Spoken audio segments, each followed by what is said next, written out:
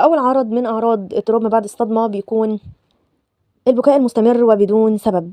بتلاقي الضحية بعد لمّا بتعرف إن شريكها نرجسي، بتبدأ يبقى عندها عياط مستمر طول الوقت، بتعيّط حزن على اللي فات، بتعيّط حزن على نفسها، قد إيه هي كانت مش فاهمة، مخدوعة، بتدّي مشاعر في غير مكانها، مضحوك عليها بإنها مصدقة إنه في مشاعر حقيقية، قد إيه كانت بتضحي وكان عندها استعداد تضحي بكل حاجة في سبيل شريكها وبيتها وولادها والحياة كلها معاه علشان الدنيا تستقر، قد إيه هي كانت بتبذل مجهود وكانت دايمًا بتتهم بالتقصير، وتفضل تبذل مجهود زيادة، وزيادة، وزيادة علشان خاطر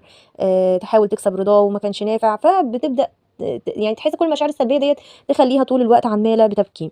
تاني عرض هو استرجاع الذكريات العاطفية، سواء كانت الذكريات ديّة حلوة أو وحشة، وده بيحسسها بالخجل من نفسها، الخوف من اللي جاي، إحساس بالقهر، بيدّيها إحساس بالقهر وقلة الحيلة والعجز، وفي نفس الوقت عندها غضب وغيظ